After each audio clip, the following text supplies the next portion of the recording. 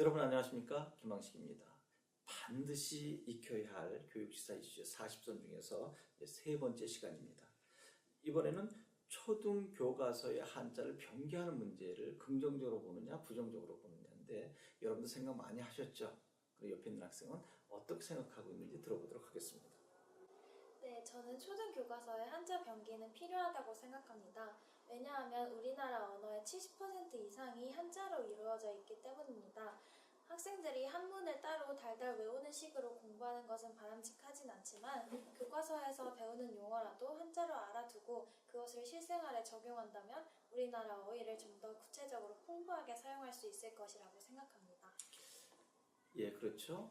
70%인지는 모르겠지만 우리말에 한자가 들어가 있는 것이 상당히 많은 것 같아요. 예를 한번 들어볼까요? 고유어를 사용합시다 라고 하잖아요. 외래어 등등 사용하지 말고. 그런데요, 고유어를 사용합시다 라고 할 때 고유어와 사용이 한자어라고 하는 사실 여러분 알고 계셨나요? 물론 도대체 모두 다 한자어입니다. 심지어는 양말, 만두 이것도 다 한자로 써야 합니다. 그러면 우리말이 있었고 우리 표기가 없었을 때 우리는 한자를 빌려 사용을 했거든요. 그리고 훈민정음이 창제된 이후부터 이제 우리 표기를 해야 됐기에 그 이전에 물론 향찰이라고 하는 것이 있었지만 계속 중국의 문자는 한자를 빌려 쓰다 보니까 우리 말 속에 한자가 옆에 있는 친구가 이야기한 것처럼 70% 이상 들어오게 됐던 것입니다. 그러면 한자를 익히지 않으면 우리말을 구조적으로 접근하기 힘들다라고 하는 이야기가 나오기 때문에 사실 무리가 되지만 초등학교 교과서부터 한자를 병기해서 익히는 것이 낫지 않겠는가라고 하는 것입니다. 그러다 보니까 일부에서는 우리말도 제대로 익히지 못했는데 한자까지 하게 되면 이중 부담이 되지 않느냐라고 하는 이야기가 나오기도 합니다. 이런 부분들은 한자를 익히겠다는 것이 아니라 우리말 속에 있는 한자를 알아야 우리말을 구조적으로 접근하니 연착륙을 하자는 거죠. 그래서 한자를 지나치게 접근하는 것이 아니라 우리말 속에 이런 것들이 있으니까 이런 뜻은 알아둬야 한다. 그리고 이제 계속 새로운 우리말을 발굴해서 한자를 쓰지 않도록 하는 것이 가장 바람직하겠죠. 예, 잘하셨습니다. 두 번째는 이것도 민감한 사안인데요. 야간 자율학습 폐지에 대해서 긍정적이냐 부정적이냐 하는 것입니다. 여러분, 야간 자율학습 해놓고 꼭 감독 선생님이 계시죠. 그러면 타율학습 아니냐라고 하는 볼멘 소리가 나오는데 그 부분에 대해서는 어떻게 생각하시나요? 네, 야간 자율학습에 여러 가지 문제가 있는 건 사실이지만 폐지하는 것은 바람직하지 않다고 생각합니다. 왜냐하면 야자실에서 공부하는 학생들은 그곳이 아닌 다른 곳에서 공부하기 어려운 학생들도 있을 수 있기 때문에 타율성을 자율성으로 좀 더 보완하는 것이지 야간 자율학습을 아예 폐지하는 것은 바람직하지 않다고 생각합니다. 학생은 고등학교 재학 시절에 야간 자율학습 하셨나요? 네, 했습니다. 그러면 야간 자율학습 시간에 마음대로 우리 교과서는 문제집 이외에 독서할 수 있고 심지어는 친구들과 스터디도 할 수 있고 물론 다른 학생들에게 피해를 주지 않는 범위 내에서 심지어는 소설책 읽을 수도 있고 또 엎드려 잘 수도 있고 그리고 한두 시간 하다가 바쁘면 돌아갈 수도 있고 10시까지 하는 것을 기준으로 하되 그렇게 자율적으로 이루어진다면 매우 좋을 텐데 그렇게 되지 않고 강제로 10시까지 있어야 되고 또 개인적인 일, 또 창의적인 활동을 하고 싶은데도 의무가 지어진다면 이것은 오히려 더 부담되는 것 아니냐라고 해서 폐지론이 나오게 되는데 그 문제에 대해서는 어떻게 생각하시나요? 네, 그 문제는 어쩔 수 없는 문제라고 생각하는데 이 부분은 학생들이 자율적으로 학습 시간을 조정하고 또한 다른 스터디실을 개방해서 그곳에서 그룹 활동을 할 수 있도록 만드는 것으로 보완할 수 있다고 생각합니다. 그래요. 10시까지 하는 것이 구속된다라고 하지만 또 일부 학생들은 밤새도록 하고 싶은 학생도 있을 거예요. 그런데 왜 10시까지밖에 안 하냐라고 하는 이야기가 나올 수도 있겠죠. 그래서 그 시설을 잘 갖춰서 물론 감독 선생님이라고 하는 이름보다는 학생들이 편안하게 공부할 수 있도록 돌봐주는 선생님의 차원으로 있었으면 좋겠어요. 감독 그러는 순간 상당히 억압적인 느낌이 들고요. 그래서 새벽 2, 3시까지도 마음껏 공부할 수 있는 그리고 또 선생님께서 이제 보호해 줄 수 있는 차원이 된다면 이런 것들은 자연스럽게 해결되지 않을까 생각합니다. 다음으로 이제 교원평가제, 이거 실제로 출제되기도 했었는데, 교원평가제를 실시해야 되느냐 말아야 되느냐, 또 실시했을 때 어떤 문제가 발생되느냐를 궁금하게 생각하셨던 것 같아요. 교수님들께서. 학생은 이 부분에 대해서 어떻게 생각하나요? 저는 교원평가제가 실시되어야 한다고 생각합니다.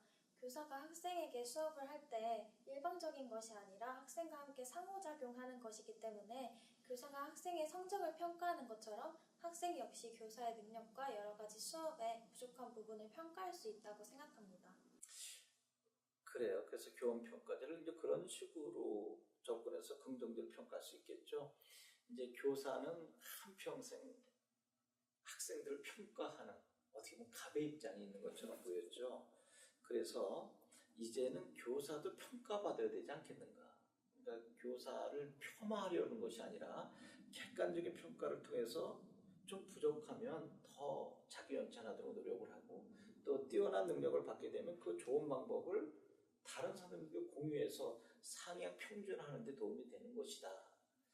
그런데 이제 이런 문제가 있는 것 같더라고요. 이제 교원을 평가하는데 학생과 학부모님들이 이제 평가하는 시스템을 갖추고 있긴 한데, 학생들이 개인적인 감정이 있어서 뛰어난 능력을 갖추고 계신 선생님들도 불구하고 최하 점수를 줘서 불이익을 당하게 하는 경우가 있어서, 선생님들은 학생들에게 따끔한 충고나 야단을 칠 수도 있잖아요. 교육적인 차원에서. 그런데 일부 아이들은 그것에 대해서 불만을 가지고 굉장히 좋지 않은 평가를 내는 경우가 있어요. 그러면 선생님께서는 이제 자유롭지 못하죠. 그래서 이제 교육적으로 야단쳐야 할 부분, 교육해야 할 부분들도 하지 못하고, 즉 요즘 유행하는 포퓰리즘에 빠질 수도 있잖아요. 인기 영합주의에 빠져서 교육은 뒷전이고 아이들에게 좀 좋은 인상 남기려고 하는 액션만 취하는 교사, 이런 거 우려를 많이 하는데 이 부분은 어떻습니까?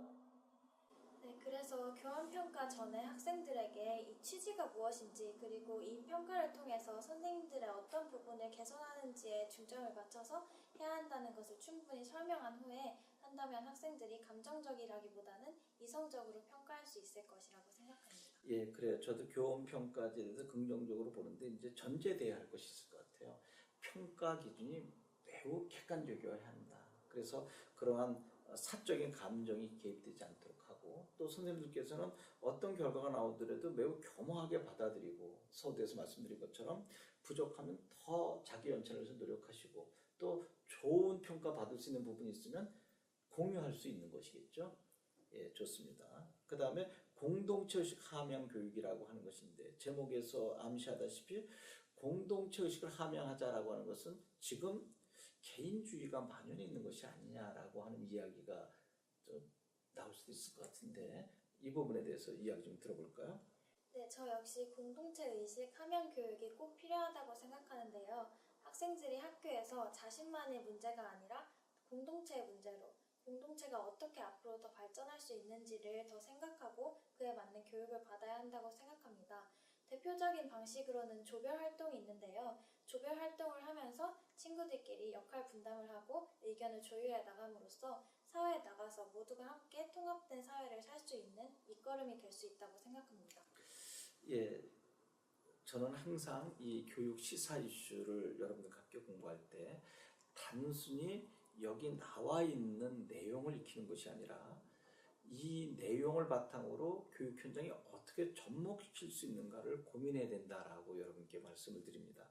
여러분, 교육 시사 이슈 상당히 여러분들 불안하실 겁니다.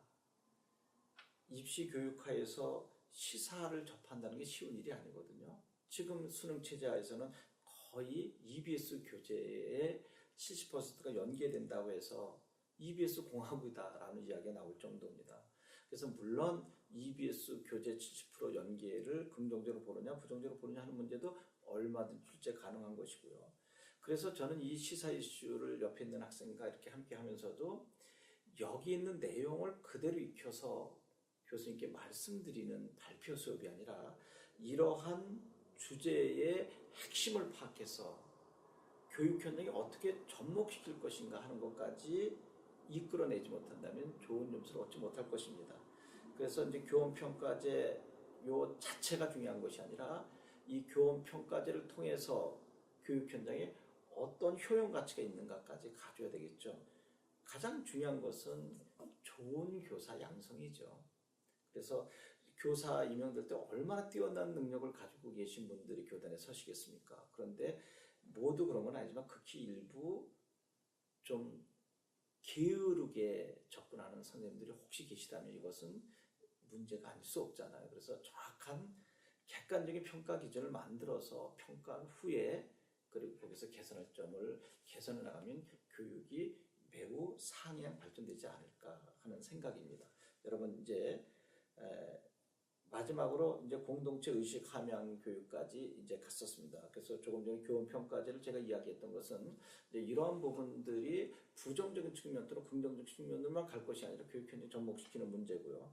그다음에 이제 공동체 의식 함양 교육도 이제 나중에 해야 할 브렉시트까지 연결시키는 것도 매우 중요할 것입니다. 그러니까 브렉시트 속에서 브렉시트만 가는 것이 아니라 영국이 EU 탈퇴라는 것은 공동체 의식 교류 아니겠습니까? 그래서 자국의 개인의 이기주의적인 생각 때문에 그걸 탈퇴했다. 그러면 그와 같은 모습이 우리 교육 현장으로 어떻게 연결될 것이냐를 생각해 보는 거죠. 그러면 여러분들 수행평가 문제라든지 또 조별활동에서 다 함께 열심히 한다 모르는데 일부 학생들은 활동을 하지 않는 경우가 많잖아요. 그리고 일부 학생만 열심히 하고 나머지 학생들은 들러리 서서 이름만 올려서 똑같은 평가를 받으려고 했을 때 앞에서 고생한 친구들은 나 이거 하기 싫다. 왜 내가 뭐 때문에 이렇게 다른 아이들을 위해서 고생하는가? 나는 혼자 해도 괜찮다라고 한다면 조금 전에 이야기한 영국의 EU 탈퇴와 다를 바가 하나도 없죠. 그러면 어떻게 하면 교육 공동체를 이루고 또 조별활동과 역할극 등을 다 함께 할 수 있는가를 교단에 선 선생님이 지도해야 된다는 것이죠. 그렇게 해서 공동체 의식 함양 교육까지 왔고 이제 마지막으로 이제 독서 교육입니다. 이것은 해마다 꼭 출제가 되거든요.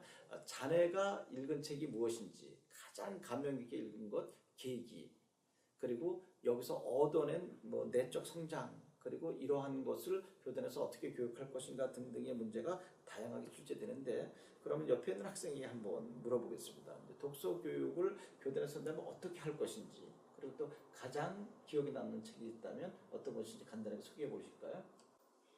저는 우선 제가 선생님이 된다면 따로 독서 교육을 하는 것이 아니라 일상생활에서 책을 읽도록 지도할 것입니다. 예를 들어서 조회나 종례 시간에 제가 평소에 인상 깊게 읽은 책을 요약해서 소개해주고 그 책을 학생들이 읽도록 도와주는 것입니다. 이렇게 하면 흥미롭게 학생들이 책에 더 접근할 수 있는 기회가 열릴 것이라고 생각합니다. 여기서 제가 가장 인상 깊게 읽은 책에 대해 말씀드리면 저는 가르칠 수 있는 용기를 굉장히 인상 깊게 읽었는데요. 그 이유는 그 책에서 우리가 지금까지 거꾸로 수업이나 여러 가지 배움에 주목한 수업을 생각하고 있었는데 배움보다 가르침에 먼저 집중해야 한다는 것이었습니다. 교사로서 자신을 자각하고 학생들에게 어떻게 교육을 할 것인지보다 교사로서의 자신을 어떻게 가다듬을 것인지를 먼저 생각하라는 말이 저에게 굉장히 크게 인상이 깊었습니다. 네, 좋습니다. 그 독서 교육 방법론이 참신해서 좀 제가 다시 생각을 해봤는데요. 아이들에게 책을 읽고 독후감을 써오게 하는 게 일반적인 거였어요. 그러다 보니까 어떻게 책을 읽어야 되는지 모르니까 인터넷에 가서 그 내 줄거리를 발췌해서 그대로 베껴 가져오는 경우가 종종 있어서 문제가 됐는데 조금 전에 학생 이야기를 들어보니까 조회나 종례 시간에 읽어야 할 책의 줄거리를 재밌게 이야기해줘서 아이들이 흥미를 갖게 해준다. 그러니까 디딤돌을 만들어주는 거네요. 그러니까 이 책은 이러이러한 것이 있는데 이렇게 한번 접근해봤으면 좋겠다라고 하는 것을 미리 얘기해주면 아이들이 호기심을 갖고 한번 읽어봐야 되겠다라고 한다면 좀 재밌게 접근되겠네요. 예, 이렇게 해서 이제 세 번째 시간 5개의 문항을 여러분들과 함께 생각을 해보았습니다. 늘 말씀드립니다. 여기서 이야기하는 것이 모범답안은 아닙니다. 우리 같으면 이렇게 접근해 보겠다라는 우리의 생각을 이야기한 것이고 여러분들은 또 이것을 바탕으로 여러분의 더 좋은 생각이 있으면 교수님께 아주 천천히 차근차근 진솔하게 말씀드리면 되는 것입니다. 여러분 이제 다음 시간에 또 5개의 문항을 여러분들과 함께 생각해 보도록 하겠습니다. 여러분 고맙습니다.